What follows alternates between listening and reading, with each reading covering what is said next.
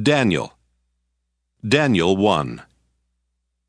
In the 3rd year of the reign of King Jehoiakim of Judah, King Nebuchadnezzar of Babylon came to Jerusalem and besieged it. The Lord let King Jehoiakim of Judah fall into his power, as well as some of the vessels of the house of God.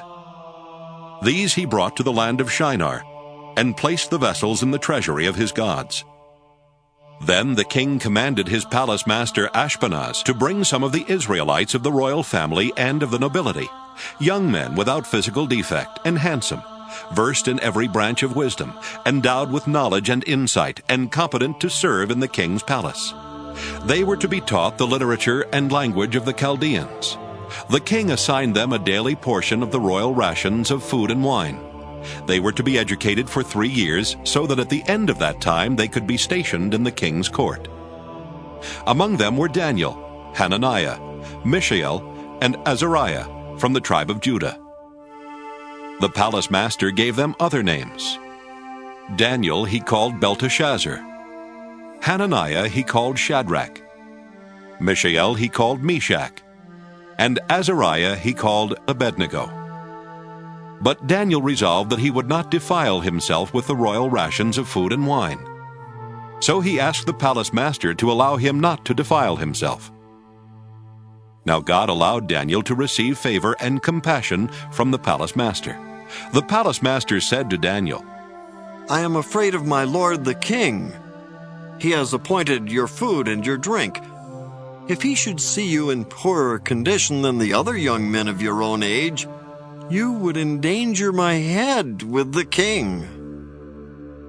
Then Daniel asked the guard whom the palace master had appointed over Daniel, Hananiah, Mishael, and Azariah, Please test your servants for 10 days. Let us be given vegetables to eat and water to drink. You can then compare our appearance with the appearance of the young men who eat the royal rations and deal with your servants according to what you observe. So he agreed to this proposal and tested them for 10 days. At the end of 10 days it was observed that they appeared better and fatter than all the young men who had been eating the royal rations. So the guard continued to withdraw their royal rations and the wine they were to drink, and gave them vegetables. To these 4 young men God gave knowledge and skill in every aspect of literature and wisdom. Daniel also had insight into all visions and dreams. At the end of the time that the king had set for them to be brought in, the palace master brought them into the presence of Nebuchadnezzar, and the king spoke with them. And among them all no one was found to compare with Daniel, Hananiah, Mishael, and Azariah. Therefore they were stationed in the king's court. In every matter of wisdom and understanding concerning which the king inquired of them, he found them 10 times better than all the magicians and enchanters in his whole kingdom. And Daniel continued there until the 1st year of King Cyrus. Daniel 2. In the 2nd year of Nebuchadnezzar's reign, Nebuchadnezzar dreamed such dreams that his spirit was troubled, and his sleep left him. So the king commanded that the magicians, the enchanters, the sorcerers, and the Chaldeans be summoned to tell the king his dreams. When they came in and stood before the king, he said to them, I have had such a dream that my spirit is troubled by the desire to understand it. The Chaldeans said to the king in Aramaic, O king, live forever. Tell your servants the dream, and we will reveal the interpretation. The king answered the Chaldeans, This is a public decree. If you do not tell me both the dream and its interpretation, you shall be torn limb from limb, and your houses shall be laid in ruins. But if you do tell me the dream and its interpretation, you shall receive from me gifts and rewards and great honor. Therefore tell me the dream and its interpretation. They answered a 2nd time, Let the king first tell his servants the dream. Then we can give its interpretation. The king answered, I know with certainty that you are trying to gain time, because you see I have firmly decreed. If you do not tell me the dream, there is but one verdict for you. You have agreed to speak lying and misleading words to me until things take a turn. Therefore, tell me the dream, and I shall know that you can give me its interpretation." The Chaldeans answered the king, There is no one on earth who can reveal what the king demands. In fact, no king, however great and powerful, has ever asked such a thing of any magician or enchanter or Chaldean. The thing that the king is asking is too difficult, and no one can reveal it to the king except the gods, whose dwelling is not with mortals. Because of this, the king flew into a violent rage and commanded that all the wise men of Babylon be destroyed. The decree was issued, and the wise men were about to be executed, and they looked for Daniel and his companions to execute them. Then Daniel responded with prudence and discretion to Arioch, the king's chief executioner, who had gone out to execute the wise men of Babylon. He asked Arioch, the royal official, "Why is the decree of the king so urgent?" Arioch then explained the matter to Daniel. So Daniel went in and requested that the king give him time, and he would tell the king the interpretation. Then Daniel went to his home and informed his companions, Hananiah, Mishael, and Azariah, and told them to seek mercy from the God of heaven concerning this mystery, so that Daniel and his companions with the rest of the wise men of Babylon might not perish. Then the mystery was revealed to Daniel in a vision of the night, and Daniel blessed the God of heaven. Daniel said, "Blessed be the name of God from age to age, for wisdom and power are his. He changes times and seasons, deposes kings and sets up kings. He gives wisdom to the wise and knowledge to those who have understanding. He reveals deep and hidden things. He knows what is in the darkness, and light dwells with him. To you, O God of my ancestors, I give thanks and praise, for you have given me wisdom and power, and have now revealed to me what we asked of you. For you have revealed to us what the king ordered." Therefore Daniel went to Arioch, whom the king had appointed to destroy the wise men of Babylon, and said to him, "Do not destroy the wise men of Babylon. Bring me in before the king, and I will give the king the interpretation." Then Arioch quickly brought Daniel before the king and said to him, "I have found among the exiles from Judah a man who can tell the king the interpretation." The king said to Daniel, whose name was Belteshazzar, "Are you able to tell me the dream that I have seen and its interpretation?" Daniel answered the king, No wise men, enchanters, magicians, or diviners can show to the king the mystery that the king is asking. But there is a God in heaven who reveals mysteries, and he has disclosed to King Nebuchadnezzar what will happen at the end of days. Your dream and the visions of your head as you lay in bed were these. To you, O king, as you lay in bed, came thoughts of what would be hereafter, and the revealer of mysteries disclosed to you what is to be. But as for me, this mystery has not been revealed to me because of any wisdom that I have more than any other living being, but in order that the interpretation may be known to the king, and that you may understand the thoughts of your mind. You were looking, O king, and lo, there was a great statue. The statue was huge, its brilliance extraordinary. It was standing before you, and its appearance was frightening. The head of that statue was of fine gold, its chest and arms of silver, its middle and thighs of bronze, its legs of iron, its feet partly of iron and partly of clay. As you looked on, a stone was cut out, not by human hands, and it struck the statue on its feet of iron and clay, and broke them in pieces. Then the iron, the clay, the bronze, the silver, and the gold were all broken in pieces, and became like the chaff of the summer threshing floors. And the wind carried them away, so that not a trace of them could be found. But the stone that struck the statue became a great mountain and filled the whole earth. This was the dream. Now we will tell the king its interpretation. You, O king, the King of kings, to whom the God of heaven has given the kingdom, the power, the might, and the glory, into whose hand he has given human beings wherever they live, the wild animals of the field and the birds of the air, and whom he has established as ruler over them all. You are the head of gold. After you shall arise another kingdom inferior to yours, and yet a third kingdom of bronze, which shall rule over the whole earth. And there shall be a fourth kingdom, strong as iron. Just as iron crushes and smashes everything, it shall crush and shatter all these. As you saw the feet and toes, partly of potter's clay and partly of iron, It shall be a divided kingdom. But some of the strength of iron shall be in it, as you saw the iron mixed with the clay.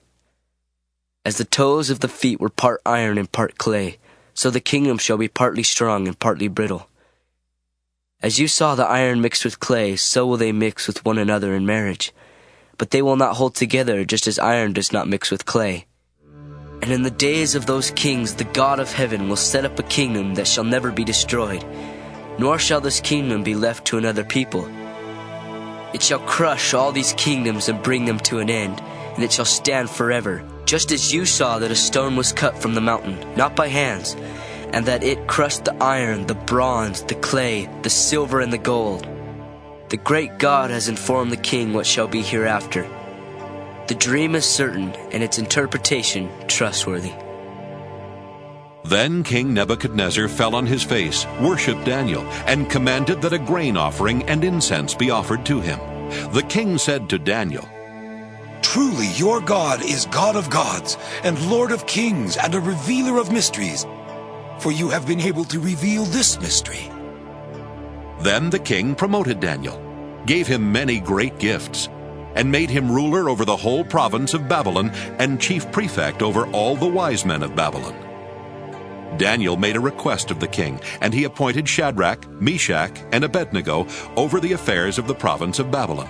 But Daniel remained at the king's court. Daniel 3. King Nebuchadnezzar made a golden statue whose height was 60 cubits, and whose width was 6 cubits. He set it up on the plain of Dura in the province of Babylon. Then King Nebuchadnezzar sent for the satraps, the prefects, and the governors, the counselors, the treasurers, the justices, the magistrates, and all the officials of the province to assemble and come to the dedication of the statue that King Nebuchadnezzar had set up. So the satraps, the prefects, and the governors, the counselors, the treasurers, the justices, the magistrates, and all the officials of the provinces assembled for the dedication of the statue that King Nebuchadnezzar had set up. When they were standing before the statue that Nebuchadnezzar had set up, the herald proclaimed aloud, You are commanded, O peoples, nations, and languages, that when you hear the sound of the horn, pipe, lyre, trigon, harp, drum, an entire musical ensemble, you are to fall down and worship the golden statue that King Nebuchadnezzar has set up. Whoever does not fall down and worship shall immediately be thrown into the furnace of blazing fire. Therefore, as soon as all the peoples heard the sound of the horn, pipe, lyre, trigon, harp, drum, and entire musical ensemble, all the peoples, nations, and languages fell down and worshipped the golden statue that King Nebuchadnezzar had set up. Accordingly, at this time, certain Chaldeans came forward and denounced the Jews. They said to King Nebuchadnezzar, O king, live forever. You, O king, have made a decree that everyone who hears the sound of the horn, pipe, lyre, trigon, harp, drum, and entire musical ensemble shall fall down and worship the golden statue, and whoever does not fall down and worship shall be thrown into a furnace of blazing fire. There are certain Jews whom you have appointed over the affairs of the province of Babylon, Shadrach, Meshach, and Abednego. These pay no heed to you, O king. They do not serve your gods, and they do not worship the golden statue that you have set up. Then Nebuchadnezzar in furious rage commanded that Shadrach, Meshach, and Abednego be brought in. So they brought those men before the king. Nebuchadnezzar said to them, Is it true, O Shadrach, Meshach, and Abednego, that you do not serve my gods, and you do not worship the golden statue that I have set up? Now if you are ready, when you hear the sound of the horn, pipe, lyre, trigon, harp, drum, and entire musical ensemble, to fall down and worship the statue that I have made, well and good. But if you do not worship, you shall immediately be thrown into a furnace of blazing fire. And who is the God that will deliver you out of my hands? Shadrach, Meshach, and Abednego answered the king, O Nebuchadnezzar, we have no need to present a defense to you in this matter. If our God, whom we serve, is able to deliver us from the furnace of blazing fire and out of your hand, O king, let him deliver us. But if not, be it known to you, O king, that we will not serve your gods, and we will not worship the golden statue that you have set up." Then Nebuchadnezzar was so filled with rage against Shadrach, Meshach, and Abednego that his face was distorted. He ordered the furnace heated up 7 times more than was customary, and ordered some of the strongest guards in his army to bind Shadrach, Meshach, and Abednego, and to throw them into the furnace of blazing fire. So the men were bound, still wearing their tunics, their trousers, their hats, and their other garments, and they were thrown into the furnace of blazing fire.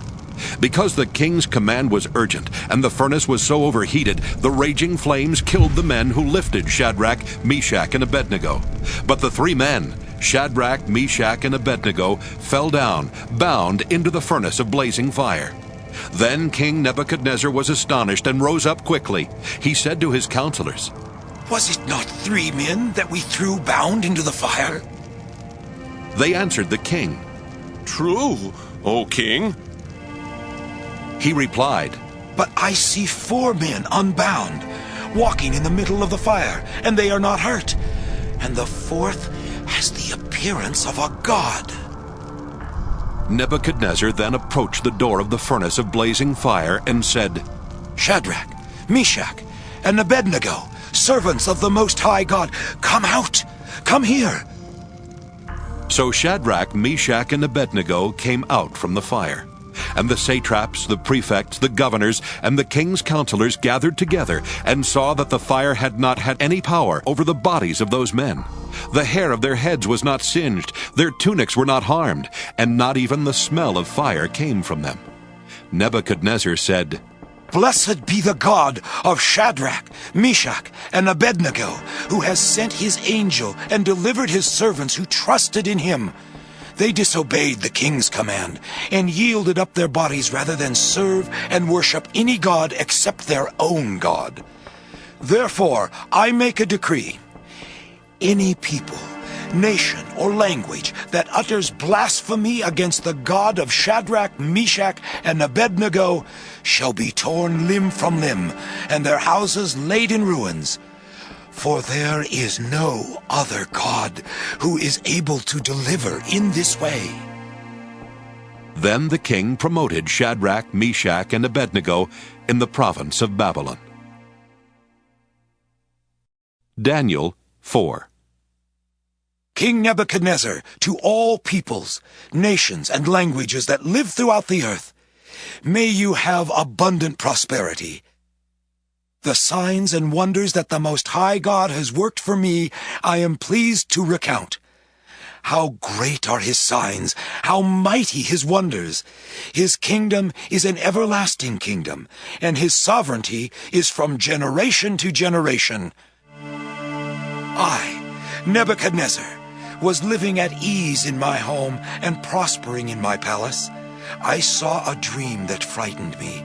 My fantasies in bed and the visions of my head terrified me. So I made a decree that all the wise men of Babylon should be brought before me, in order that they might tell me the interpretation of the dream. Then the magicians, the enchanters, the Chaldeans, and the diviners came in, and I told them the dream, but they could not tell me its interpretation. At last, Daniel came in before me, he who was named Belteshazzar, after the name of my God, and who is endowed with the spirit of the holy gods. And I told him the dream. O Belteshazzar, chief of the magicians, I know that you are endowed with the spirit of the holy gods, and that no mystery is too difficult for you. Hear the dream that I saw. Tell me its interpretation. Upon my bed, this is what I saw. There was a tree at the center of the earth, and its height was great. The tree grew great and strong. Its top reached to heaven, and it was visible to the ends of the whole earth. Its foliage was beautiful, its fruit abundant, and it provided food for all. The animals of the field found shade under it. The birds of the air nested in its branches, and from it all living beings were fed. I continued looking in the visions of my head as I lay in bed, and there was a holy watcher coming down from heaven. He cried aloud and said, "Cut down the tree and chop off its branches. Strip off its foliage and scatter its fruit. Let the animals flee from beneath it and the birds from its branches. But leave its stump and roots in the ground with a band of iron and bronze in the tender grass of the field. Let him be bathed with the dew of heaven, and let his lot be with the animals of the field in the grass of the earth. Let his mind be changed from that of a human, and let the mind of an animal be given to him, and let 7 times pass over him. The sentence is rendered by the decree of the watchers. The decision is given by order of the holy ones, in order that all who live may know that the Most High is sovereign over the kingdom of mortals. He gives it to whom he will, and sets it over the lowliest of human beings." This is the dream that I, King Nebuchadnezzar, saw. Now you, Belteshazzar, declare the interpretation, since all the wise men of my kingdom are unable to tell me the interpretation. You are able, however, for you are endowed with the spirit of the holy gods. Then Daniel, who was called Belteshazzar, was severely distressed for a while. His thoughts terrified him. The king said, "Belteshazzar, do not let the dream or the interpretation terrify you." Belteshazzar answered, "My lord, may the dream be for those who hate you, and its interpretation for your enemies. The tree that you saw, which grew great and strong, so that its top reached to heaven and was visible to the end of the whole earth, whose foliage was beautiful and its fruit abundant, and which provided food for all, under which animals of the field lived, and in whose branches the birds of the air had nests. It is you, O king. You have grown great and strong. Your greatness has increased and reaches to heaven, and your sovereignty to the ends of the earth. And whereas the king saw a holy watcher coming down from heaven and saying, 'Cut down the tree and destroy it, but leave its stump and roots in the ground, with a band of iron and bronze in the grass of the field, and let him be bathed with the dew of heaven, and let his lot be with the animals of the field, until 7 times pass over him.' This is the interpretation, O king, and it is a decree of the Most High that has come upon my lord the king. You shall be driven away from human society, and your dwelling shall be with the wild animals.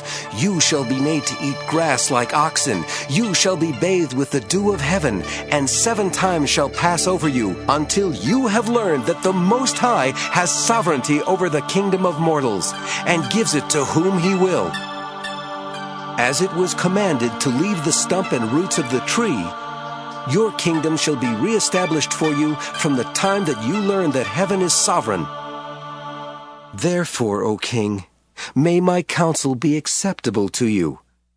Atone for your sins with righteousness, and your iniquities with mercy to the oppressed, so that your prosperity may be prolonged."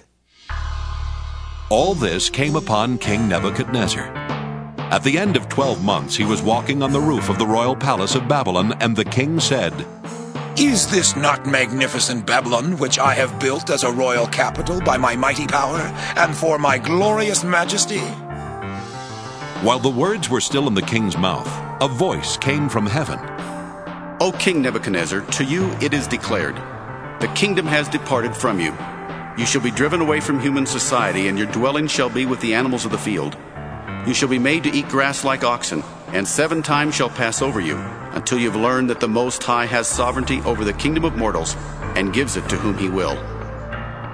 Immediately the sentence was fulfilled against Nebuchadnezzar. He was driven away from human society, ate grass like oxen, and his body was bathed with the dew of heaven, until his hair grew as long as eagle's feathers, and his nails became like birds' claws. When that period was over, I, Nebuchadnezzar, lifted my eyes to heaven, and my reason returned to me. I blessed the Most High, and praised and honored the one who lives forever. For his sovereignty is an everlasting sovereignty, and his kingdom endures from generation to generation. All the inhabitants of the earth are accounted as nothing, and he does what he wills with the host of heaven and the inhabitants of the earth. There is no one who can stay his hand or say to him, "What are you doing?" At that time, my reason returned to me, and my majesty and splendor were restored to me for the glory of my kingdom. My counselors and my lords sought me out. I was reestablished over my kingdom, and still more greatness was added to me. Now I, Nebuchadnezzar, praise and extol and honor the King of heaven, for all his works are truth, and his ways are justice, and he is able to bring low those who walk in pride. Daniel 5. King Belshazzar made a great festival for 1,000 of his lords, and he was drinking wine in the presence of the 1,000. Under the influence of the wine, Belshazzar commanded that they bring in the vessels of gold and silver that his father Nebuchadnezzar had taken out of the temple in Jerusalem, so that the king and his lords, his wives, and his concubines might drink from them. So they brought in the vessels of gold and silver that had been taken out of the temple, the house of God in Jerusalem, and the king and his lords, his wives, and his concubines drank from them. They drank the wine and praised the gods of gold and silver, bronze, iron, wood, and stone. Immediately, the fingers of a human hand appeared and began writing on the plaster of the wall of the royal palace next to the lampstand. The king was watching the hand as it wrote. Then the king's face turned pale, and his thoughts terrified him. His limbs gave way, and his knees knocked together. The king cried aloud to bring in the enchanters, the Chaldeans, and the diviners. And the king said to the wise men of Babylon, "Whoever can read this writing and tell me its interpretation shall be clothed in purple, have a chain of gold around his neck, and rank third in the kingdom." Then all the king's wise men came in, but they could not read the writing or tell the king the interpretation. Then King Belshazzar became greatly terrified, and his face turned pale, and his lords were perplexed. The queen, when she heard the discussion of the king and his lords, came into the banqueting hall. The queen said, "O king, live forever. Do not let your thoughts terrify you or your face grow pale. There is a man in your kingdom who is endowed with the spirit of the holy gods. In the days of your father, he was found to have enlightenment, understanding, and wisdom like the wisdom of the gods. Your father, King Nebuchadnezzar, made him chief of the magicians, enchanters, Chaldeans, and diviners, because an excellent spirit, knowledge, and understanding to interpret dreams, explain riddles, and solve problems were found in this Daniel, whom the king named Belteshazzar. Now let Daniel be called, and he will give the interpretation." Then Daniel was brought in before the king. The king said to Daniel, "So you are Daniel, one of the exiles of Judah, whom my father the king brought from Judah. I have heard of you that a spirit of the gods is in you, and that enlightenment, understanding, and excellent wisdom are found in you. Now the wise men, the enchanters, have been brought in before me to read this writing and tell me its interpretation, but they were not able to give the interpretation of the matter. But I have heard that you can give interpretations and solve problems. Now, if you are able to read the writing and tell me its interpretation, you shall be clothed in purple, have a chain of gold around your neck, and rank third in the kingdom." Then Daniel answered in the presence of the king, Let your gifts be for yourself, or give your rewards to someone else. Nevertheless, I will read the writing to the king, and let him know the interpretation. O king, the Most High God gave your father Nebuchadnezzar kingship, greatness, glory, and majesty. And because of the greatness that he gave him, all peoples, nations, and languages trembled and feared before him. He killed those he wanted to kill, kept alive those he wanted to keep alive, honored those he wanted to honor, and degraded those he wanted to degrade. But when his heart was lifted up and his spirit was hardened so that he acted proudly, he was deposed from his kingly throne, and his glory was stripped from him. He was driven from human society, and his mind was made like that of an animal. His dwelling was with the wild asses. He was fed grass like oxen, and his body was bathed with the dew of heaven, until he learned that the Most High God has sovereignty over the kingdom of mortals, and sets over it whomever he will. And you, Belshazzar, his son, have not humbled your heart, even though you knew all this. You have exalted yourself against the Lord of heaven. The vessels of his temple have been brought in before you, and you and your lords, your wives, and your concubines have been drinking wine from them. You have praised the gods of silver and gold, of bronze, iron, wood, and stone, which do not see or hear or know, but the God in whose power is your very breath, and to whom belong all your ways, you have not honored. So from his presence the hand was sent, and this writing was inscribed. And this is the writing that was inscribed: Mene, Tekel, and Parsin. This is the interpretation of the matter. Mene, God has numbered the days of your kingdom and brought it to an end. Tekel, you have been weighed on the scales and found wanting. Pyrrhus, your kingdom is divided and given to the Medes and Persians. Then Belshazzar gave the command, and Daniel was clothed in purple. A chain of gold was put around his neck, and a proclamation was made concerning him that he should rank third in the kingdom. That very night, Belshazzar the Chaldean king was killed, and Darius the Mede received the kingdom, being about 62 years old. Daniel 6. It pleased Darius to set over the kingdom 120 satraps, stationed throughout the whole kingdom, and over them 3 presidents, including Daniel. To these the satraps gave account, so that the king might suffer no loss. Soon Daniel distinguished himself above all the other presidents and satraps, because an excellent spirit was in him, and the king planned to appoint him over the whole kingdom. So the presidents and the satraps tried to find grounds for complaint against Daniel in connection with the kingdom. But they could find no grounds for complaint or any corruption, because he was faithful, and no negligence or corruption could be found in him. The men said, "We shall not find any ground for complaint against this Daniel, unless we find it in connection with the law of his God."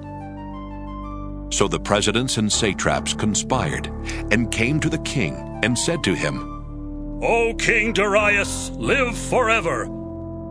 All the presidents of the kingdom, the prefects and the satraps, the counselors and the governors are agreed that the king should establish an ordinance and enforce an interdict, that whoever prays to anyone, divine or human, for 30 days, except to you, O king, shall be thrown into a den of lions. Now, O king, establish the interdict and sign the document, so that it cannot be changed according to the law of the Medes and the Persians, which cannot be revoked." Therefore King Darius signed the document and interdict. Although Daniel knew that the document had been signed, he continued to go to his house, which had windows in its upper room open toward Jerusalem, and to get down on his knees 3 times a day to pray to his God and praise him, just as he had done previously. The conspirators came and found Daniel praying and seeking mercy before his God. Then they approached the king and said concerning the interdict, "O king, did you not sign an interdict that anyone who prays to anyone, divine or human, within 30 days except to you, O king, shall be thrown into a den of lions?" The king answered, "The thing stands fast, according to the law of the Medes and Persians, which cannot be revoked." Then they responded to the king, "Daniel, one of the exiles from Judah, pays no attention to you, O king, or to the interdict you have signed, but he is saying his prayers 3 times a day."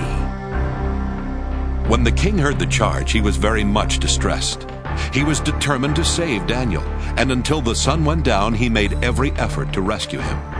Then the conspirators came to the king and said to him, Know, O king, that it is a law of the Medes and Persians that no interdict or ordinance that the king establishes can be changed. Then the king gave the command, and Daniel was brought and thrown into the den of lions. The king said to Daniel, May your God, whom you faithfully serve, deliver you. A stone was brought and laid on the mouth of the den, and the king sealed it with his own signet and with the signet of his lords, so that nothing might be changed concerning Daniel. Then the king went to his palace and spent the night fasting. No food was brought to him, and sleep fled from him. Then, at break of day, the king got up and hurried to the den of lions. When he came near the den where Daniel was, he cried out anxiously to Daniel, Oh, Daniel, servant of the living God, has your God, whom you faithfully serve, been able to deliver you from the lions? Daniel then said to the king, O king, live forever. My God sent his angel and shut the lions' mouths so that they would not hurt me, because I was found blameless before him, and also before you, O king, I have done no wrong. The king was exceedingly glad and commanded that Daniel be taken up out of the den. So Daniel was taken up out of the den, and no kind of harm was found on him, because he had trusted in his God. The king gave a command, and those who had accused Daniel were brought and thrown into the den of lions, they, their children, and their wives. Before they reached the bottom of the den, the lions overpowered them and broke all their bones in pieces. Then King Darius wrote to all peoples and nations of every language throughout the whole world, May you have abundant prosperity. I make a decree that in all my royal dominion people should tremble and fear before the God of Daniel. For he is the living God, enduring forever. His kingdom shall never be destroyed, and his dominion has no end. He delivers and rescues. He works signs and wonders in heaven and on earth, for he has saved Daniel from the power of the lions. So this Daniel prospered during the reign of Darius and the reign of Cyrus the Persian.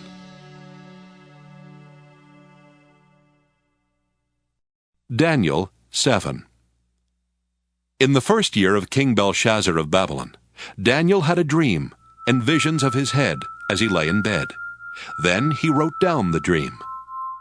I, Daniel, saw in my vision by night the four winds of heaven stirring up the great sea, and four great beasts came up out of the sea, different from one another. The first was like a lion and had eagle's wings. Then, as I watched, its wings were plucked off, and it was lifted up from the ground and made to stand on 2 feet like a human being, and a human mind was given to it. Another beast appeared, a second one, that looked like a bear. It was raised up on one side and had 3 tusks in its mouth among its teeth, and was told, Arise, devour many bodies. After this, as I watched, another appeared, like a leopard. The beast had 4 wings of a bird on its back, and 4 heads, and dominion was given to it. After this, I saw in the visions by night a 4th beast, terrifying and dreadful and exceedingly strong. It had great iron teeth, and was devouring, breaking in pieces, and stamping what was left with its feet. It was different from all the beasts that preceded it, and it had 10 horns. I was considering the horns when another horn appeared, a little one, coming up among them. To make room for it, 3 of the earlier horns were plucked up by the roots. There were eyes like human eyes in this horn, and a mouth speaking arrogantly. As I watched, thrones were set in place, and an ancient one took his throne. His clothing was white as snow, and the hair of his head like pure wool. His throne was fiery flames, and its wheels were burning fire. A stream of fire issued and flowed out from his presence. 1,000,000 served him, and 10,000 times 10,000 stood attending him. The court sat in judgment, and the books were opened. I watched then because of the noise of the arrogant words that the horn was speaking. And as I watched, the beast was put to death, and its body destroyed and given over to be burned with fire. As for the rest of the beasts, their dominion was taken away, but their lives were prolonged for a season and a time. As I watched in the night visions, I saw one like a human being coming with the clouds of heaven, and he came to the Ancient One and was presented before him. To him was given dominion and glory and kingship, that all peoples, nations, and languages should serve him. His dominion is an everlasting dominion that shall not pass away, and his kingship is one that shall never be destroyed. As for me, Daniel, my spirit was troubled within me, and the visions of my head terrified me. I approached one of the attendants to ask him the truth concerning all this. So he said that he would disclose to me the interpretation of the matter. As for these 4 great beasts, 4 kings shall arise out of the earth. But the holy ones of the Most High shall receive the kingdom and possess the kingdom forever, forever and ever. Then I desired to know the truth concerning the 4th beast, which was different from all the rest, exceedingly terrifying, with its teeth of iron and claws of bronze, and which devoured and broke in pieces and stamped what was left with its feet, and concerning the 10 horns that were on its head, and concerning the other horn, which came up, and to make room for which 3 of them fell out, the horn that had eyes and a mouth that spoke arrogantly, and that seemed greater than the others. As I looked, this horn made war with the holy ones, and was prevailing over them, until the Ancient One came. Then judgment was given for the holy ones of the Most High, and the time arrived when the holy ones gained possession of the kingdom. This is what he said. As for the 4th beast, there shall be a 4th kingdom on earth, that shall be different from all the other kingdoms. It shall devour the whole earth, and trample it down, and break it to pieces. As for the 10 horns, out of this kingdom 10 kings shall arise, and another shall arise after them. This one shall be different from the former ones, and shall put down 3 kings. He shall speak words against the Most High, shall wear out the holy ones of the Most High, and shall attempt to change the sacred seasons and the law. And they shall be given into his power for a time, 2 times, and half a time. Then the court shall sit in judgment, and his dominion shall be taken away, to be consumed and totally destroyed. The kingship and dominion and the greatness of the kingdoms under the whole heaven shall be given to the people of the holy ones of the Most High. Their kingdom shall be an everlasting kingdom, and all dominions shall serve and obey them. Here, the account ends. As for me, Daniel, my thoughts greatly terrified me, and my face turned pale, but I kept the matter in my mind. Daniel 8. In the 3rd year of the reign of King Belshazzar, a vision appeared to me, Daniel, after the one that had appeared to me at first. In the vision, I was looking and saw myself in Susa, the capital, in the province of Elam, and I was by the river Ulai. I looked up and saw a ram standing beside the river. It had 2 horns. Both horns were long, but one was longer than the other, and the longer one came up second. I saw the ram charging westward and northward and southward. All beasts were powerless to withstand it, and no one could rescue from its power. It did as it pleased and became strong. As I was watching, a male goat appeared from the west, coming across the face of the whole earth without touching the ground. the goat had a horn between its eyes. It came toward the ram with the 2 horns that I had seen standing beside the river, and it ran at it with savage force. I saw it approaching the ram. It was enraged against it and struck the ram, breaking its 2 horns. The ram did not have power to withstand it. It threw the ram down to the ground and trampled upon it, and there was no one who could rescue the ram from its power. Then the male goat grew exceedingly great, but at the height of its power, the great horn was broken, and in its place there came up 4 prominent horns toward the 4 winds of heaven. Out of one of them came another horn, a little one, which grew exceedingly great toward the south, toward the east, and toward the beautiful land. It grew as high as the host of heaven. It threw down to the earth some of the host and some of the stars, and trampled on them. Even against the prince of the host, it acted arrogantly. It took the regular burnt offering away from him and overthrew the place of his sanctuary. Because of wickedness, the host was given over to it together with the regular burnt offering. It cast truth to the ground and kept prospering in what it did. Then I heard a Holy One speaking, and another Holy One said to the one that spoke, For how long is this vision concerning the regular burnt offering, the transgression that makes desolate, and the giving over of the sanctuary and host to be trampled? And he answered him, For 2,300 evenings and mornings, then the sanctuary shall be restored to its rightful state. When I, Daniel, had seen the vision, I tried to understand it.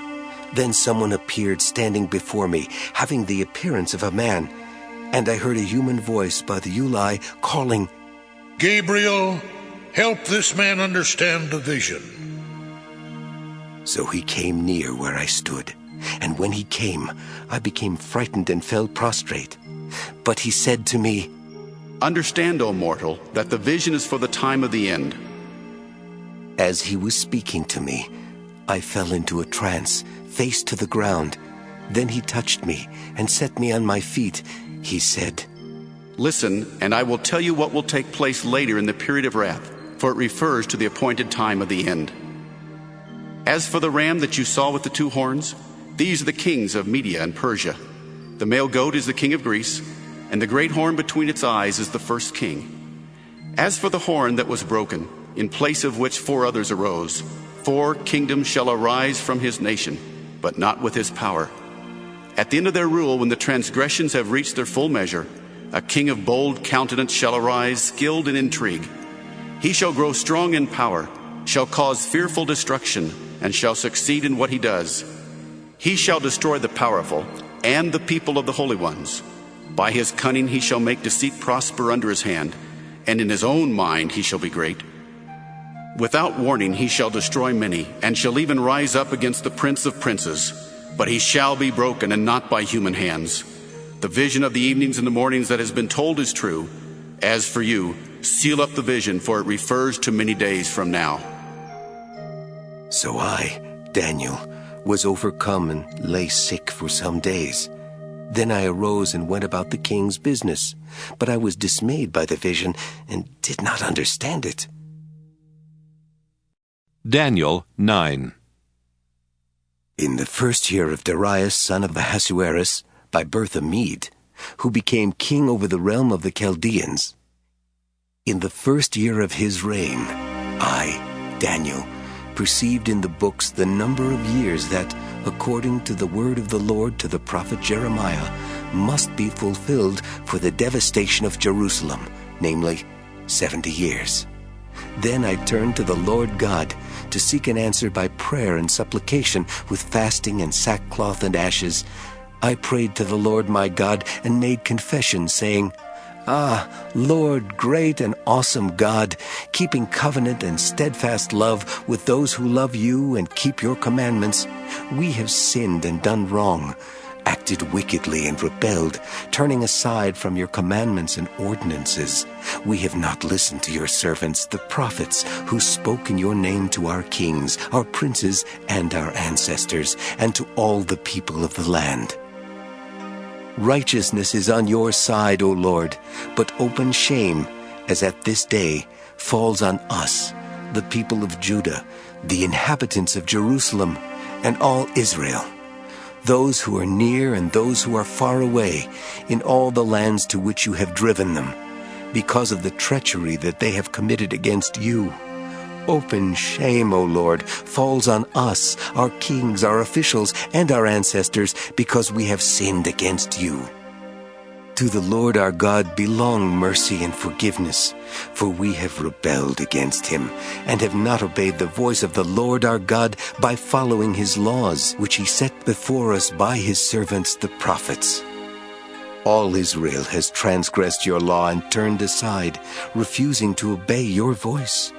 So the curse and the oath written in the law of Moses, the servant of God, have been poured out upon us, because we have sinned against you.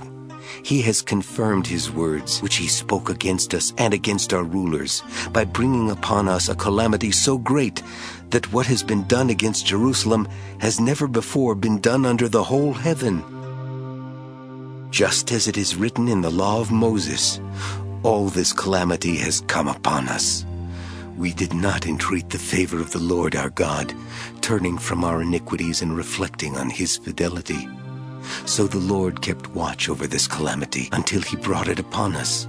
Indeed, the Lord our God is right in all that he has done, for we have disobeyed his voice. And now, O Lord our God, who brought your people out of the land of Egypt with a mighty hand, and made your name renowned even to this day, we have sinned, we have done wickedly. O Lord, in view of all your righteous acts, let your anger and wrath, we pray, turn away from your city, Jerusalem, your holy mountain.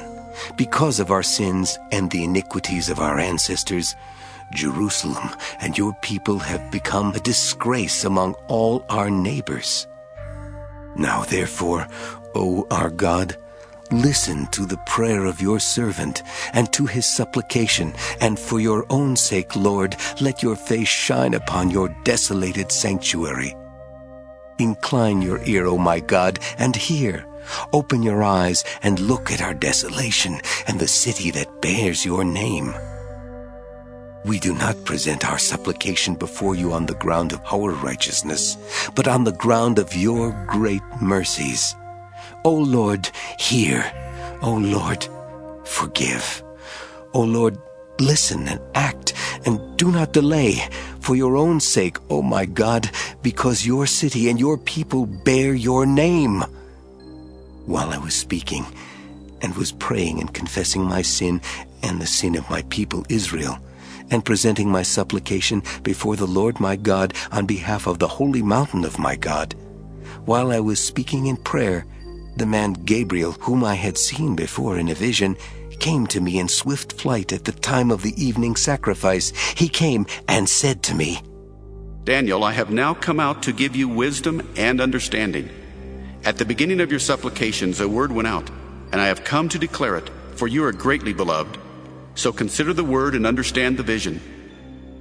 70 weeks are decreed for your people and your holy city, to finish the transgression, to put an end to sin, and to atone for iniquity, to bring in everlasting righteousness, to seal both vision and prophet, and to anoint a most holy place. Know therefore and understand, from the time that the word went out to restore and rebuild Jerusalem, until the time of an anointed prince, there shall be 7 weeks. And for 62 weeks it shall be built again with streets and moat, but in a troubled time. After the 62 weeks an anointed one shall be cut off, and shall have nothing. And the troops of the prince who is to come shall destroy the city and the sanctuary. Its end shall come with a flood, and to the end there shall be war. Desolations are decreed.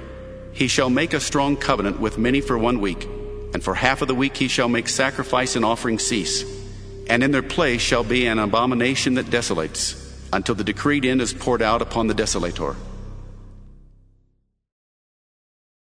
Daniel 10. In the 3rd year of King Cyrus of Persia, a word was revealed to Daniel, who was named Belteshazzar. The word was true, and it concerned a great conflict. He understood the word, having received understanding in the vision. At that time, I, Daniel, had been mourning for 3 weeks. I had eaten no rich food, no meat or wine had entered my mouth, and I had not anointed myself at all for the full 3 weeks. On the 24th day of the first month, as I was standing on the bank of the great river, that is the Tigris, I looked up and saw a man clothed in linen, with a belt of gold from Uphaz around his waist.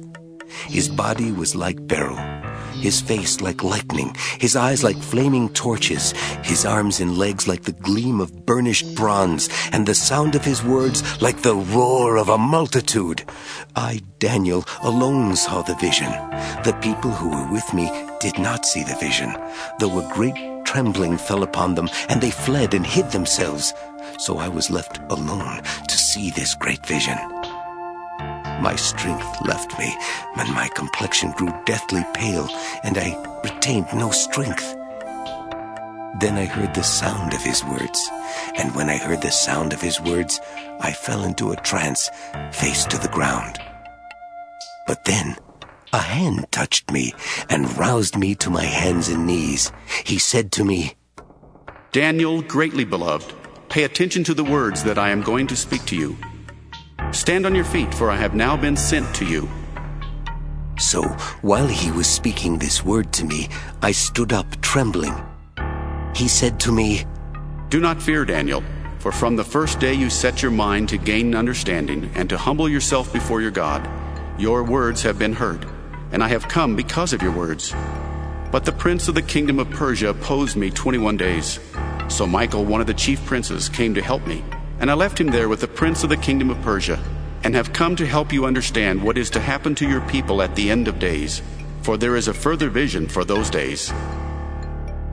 While he was speaking these words to me, I turned my face toward the ground and was speechless. Then one in human form touched my lips, and I opened my mouth to speak, and said to the one who stood before me, My Lord, because of the vision, such pains have come upon me that I retain no strength. How can my Lord's servant talk with my Lord? For I am shaking. No strength remains in me, and no breath is left in me. Again, one in human form touched me and strengthened me. He said, Do not fear, greatly beloved, you are safe. Be strong and courageous. When he spoke to me, I was strengthened and said, Let my Lord speak, for you have strengthened me. Then he said, Do you know why I have come to you? Now I must return to fight against the prince of Persia, and when I am through with him, the prince of Greece will come. But I am to tell you what is inscribed in the book of truth. There is no one with me who contends against these princes except Michael, your prince. Daniel 11. As for me, in the first year of Darius the Mede, I stood up to support and strengthen him. Now I will announce the truth to you. 3 more kings shall arise in Persia. The 4th shall be far richer than all of them, and when he has become strong through his riches, he shall stir up all against the kingdom of Greece. Then a warrior king shall arise, who shall rule with great dominion and take action as he pleases. And while still rising in power, his kingdom shall be broken and divided toward the 4 winds of heaven, but not to his posterity, nor according to the dominion with which he ruled. For his kingdom shall be uprooted and go to others besides these. Then the king of the south shall grow strong, but one of his officers shall grow stronger than he, and shall rule a realm greater than his own realm. After some years they shall make an alliance, and the daughter of the king of the south shall come to the king of the north to ratify the agreement. But she shall not retain her power, and his offspring shall not endure.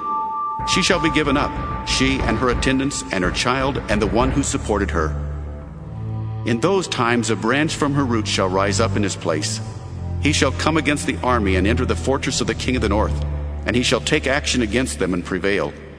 Even their gods, with their idols and with their precious vessels of silver and gold, he shall carry off to Egypt as spoils of war. For some years he shall refrain from attacking the king of the north. Then the latter shall invade the realm of the king of the south, but will return to his own land. His son shall wage war and assemble a multitude of great forces, which shall advance like a flood and pass through, and again shall carry the war as far as his fortress.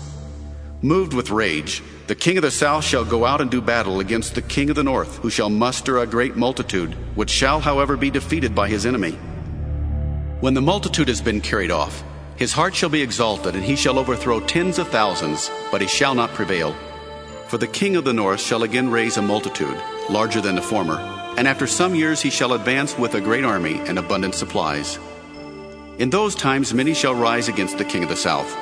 The lawless among your own people shall lift themselves up in order to fulfill the vision, but they shall fail.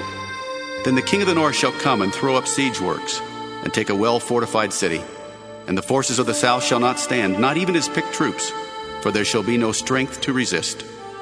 But he who comes against him shall take the actions he pleases, and no one shall withstand him. He shall take a position in the beautiful land, and all of it shall be in his power. He shall set his mind to come with the strength of his whole kingdom, and he shall bring terms of peace and perform them. In order to destroy the kingdom, he shall give him a woman in marriage, but it shall not succeed or be to his advantage. Afterward he shall turn to the coastlands and shall capture many. But a commander shall put an end to his insolence. Indeed, he shall turn his insolence back upon him. Then he shall turn back toward the fortresses of his own land, but he shall stumble and fall and shall not be found. Then shall arise in his place one who shall send an official for the glory of the kingdom. But within a few days he shall be broken, though not in anger or in battle. In his place shall arise a contemptible person on whom royal majesty had not been conferred. He shall come in without warning and obtain the kingdom through intrigue. Armies shall be utterly swept away and broken before him, and the prince of the covenant as well. And after an alliance is made with him, he shall act deceitfully and become strong with a small party. Without warning he shall come into the richest parts of the province and do what none of his predecessors had ever done, lavishing plunder, spoil, and wealth on them. He shall devise plans against strongholds, but only for a time. He shall stir up his power and determination against the king of the south with a great army. And the king of the south shall wage war with a much greater and stronger army. But he shall not succeed, for plots shall be devised against him by those who eat of the royal rations. They shall break him, his army shall be swept away, and many shall fall slain. The two kings, their minds bent on evil, shall sit at one table and exchange lies. But it shall not succeed, for there remains an end at the time appointed. He shall return to his land with great wealth, but his heart shall be set against the holy covenant. He shall work his will and return to his own land. At the time appointed he shall return and come into the south, but this time it shall not be as it was before. For ships of Kittim shall come against him, and he shall lose heart and withdraw. He shall be enraged and take action against the holy covenant. He shall turn back and pay heed to those who forsake the holy covenant. Forces sent by him shall occupy and profane the temple and fortress. They shall abolish the regular burnt offering and set up the abomination that makes desolate. He shall seduce with intrigue those who violate the covenant. But the people who are loyal to their God shall stand firm and take action. The wise among the people shall give understanding to many. For some days, however, they shall fall by sword and flame and suffer captivity and plunder. When they fall victim, they shall receive a little help, and many shall join them insincerely. Some of the wise shall fall, so that they may be refined, purified, and cleansed, until the time of the end, for there is still an interval until the time appointed. The king shall act as he pleases. He shall exalt himself and consider himself greater than any god, and shall speak horrendous things against the God of gods. He shall prosper until the period of wrath is completed, for what is determined shall be done. He shall pay no respect to the gods of his ancestors, or to the one beloved by women. He shall pay no respect to any other god, for he shall consider himself greater than all. He shall honor the God of fortresses instead of these. A God whom his ancestors did not know he shall honor with gold and silver, with precious stones and costly gifts. He shall deal with the strongest fortresses by the help of a foreign god. Those who acknowledge him he shall make more wealthy, and shall appoint them as rulers over many, and shall distribute the land for a price. At the time of the end, the king of the south shall attack him, but the king of the north shall rush upon him like a whirlwind, with chariots and horsemen and with many ships. He shall advance against countries and pass through like a flood. He shall come into the beautiful land, and tens of thousands shall fall victim. But Edom and Moab and the main part of the Ammonites shall escape from his power. He shall stretch out his hand against the countries, and the land of Egypt shall not escape. He shall become ruler of the treasures of gold and of silver, and all the riches of Egypt, and the Libyans and the Ethiopians shall follow in his train. But reports from the east and the north shall alarm him, and he shall go out with great fury to bring ruin and complete destruction to many. He shall pitch his palatial tents between the sea and the beautiful holy mountain, Yet he shall come to his end with no one to help him. Daniel 12. At that time Michael the great prince, the protector of your people, shall arise. There shall be a time of anguish, such as has never occurred since nations first came into existence. But at that time your people shall be delivered, everyone who is found written in the book. Many of those who sleep in the dust of the earth shall awake, some to everlasting life, and some to shame and everlasting contempt. Those who are wise shall shine like the brightness of the sky, and those who lead many to righteousness like the stars forever and ever. But you, Daniel, keep the words secret in the book sealed until the time of the end. Many shall be running back and forth, and evil shall increase. Then I, Daniel, looked, and 2 others appeared, one standing on this bank of the stream, and one on the other. One of them said to the man clothed in linen who was upstream, How long shall it be until the end of these wonders? The man clothed in linen who was upstream raised his right hand and his left hand toward heaven, and I heard him swear by the one who lives forever that it would be for a time, 2 times, and half a time, and that when the shattering of the power of the holy people comes to an end, all these things would be accomplished. I heard but could not understand. So I said, My Lord, what shall be the outcome of these things? He said, Go your way, Daniel, for the words are to remain secret and sealed until the time of the end. Many shall be purified, cleansed, and refined, but the wicked shall continue to act wickedly. None of the wicked shall understand, but those who are wise shall understand. From the time that the regular burnt offering is taken away, and the abomination that desolates is set up, there shall be 1,290 days. Happy are those who persevere and attain the 1,335 days. But you, go your way and rest. You shall rise for your reward at the end of the days.